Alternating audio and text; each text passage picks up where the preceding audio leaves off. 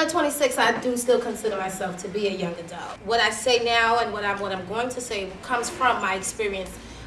It comes from being a youth and my experience with the youth in my communities.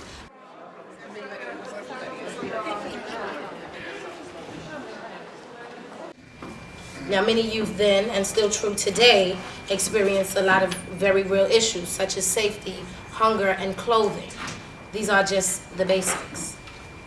The fear that many are forced to live with in their communities is unhealthy and unfair, placing serious limitations on their freedom. When you can't go outside of your house, or you can't go to the store because you're just concerned with what might happen to you in between your house and the store, or your house and school for that matter, it's a problem. Fear is very real in communities that are facing poverty.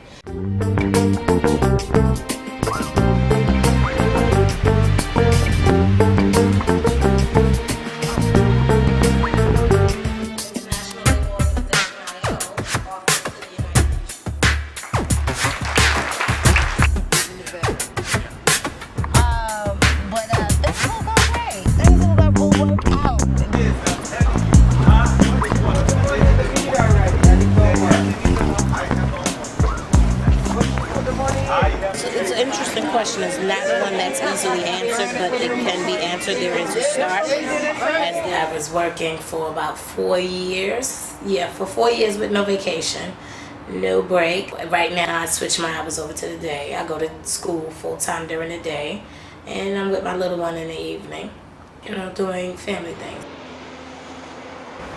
Well, we was on Montauk. We first moved to the area when I was about 6, and I'm 26 now, so about 20 years ago.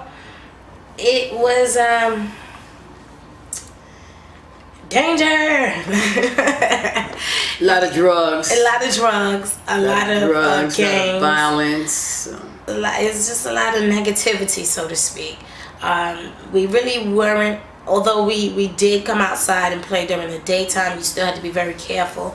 I don't remember exactly how the street library came in, but I know they did come in. And the main thing I remember about the presence is that it was always positive. In the midst of all the negativity, sometimes we as children wonder, like, how you look up the block, you see the gangs down there, you see them over there, and then here you guys come, and it's like, okay. Well, we know we can come right here because Grandma said we can come out here, Mom said we can come out here. We're going to chill right here with the Fourth World Movement. Nothing's going to happen to us. Hold your arm up. Ready?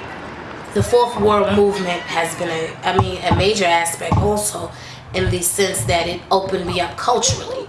A lot of people that come from minority neighborhoods don't get the opportunity to venture off into other areas, to venture out of Brooklyn, out of East New York, to be able to say, okay, I went somewhere. The street library took me to the UN when I was rather young. I might have been about 11, 12, and had me meet up with about 12 people from different nations, different countries, and we got together, and it filled me with a sense of there is more out there than just, minorities, just African Americans, Spanish, or white for that matter, or Caucasians for that matter, So it definitely exposed me to culture. At the time, I was rather young. I was shy. I played like any other kid, normal kid, but with things of that nature, I wouldn't have just, pick me.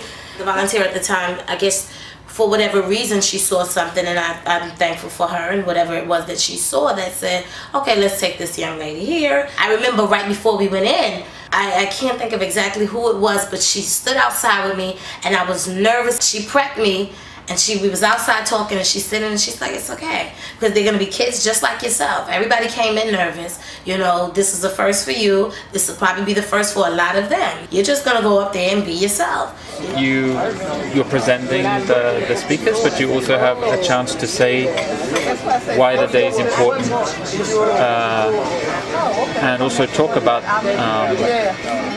what are the aspirations of young people. Co-master of the ceremony for today, Miss Alvenia Hutton. The commemorative stone reads as follows.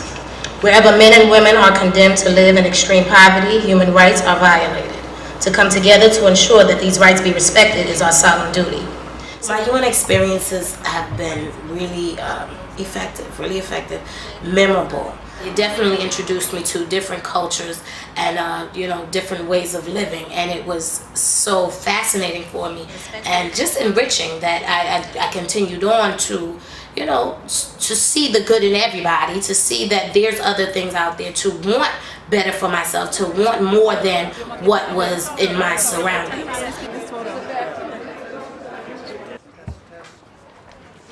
Testing. Is that better? Everybody can hear now? Very good. What I hope to be done is to bring in some opportunities, bring in some employment opportunities, bring in some education opportunities. I have to say I see a problem with the lack of with education stopping at that level anyway. Because I was exposed to, there is more than just your surroundings, and not only that, but you can get it. It's not like you have to die to obtain it. Like I said, I've been opened up, and once I've been opened up, things just happen, and I thank them for being a part of who I am today. Well, thank you for coming. Gather here. People gather all around the world to listen, commemorate, and recommit. We humbly thank you for being with us.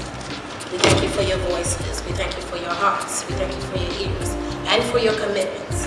We encourage you to continue on beyond today. This concludes today's commemoration. Thank you.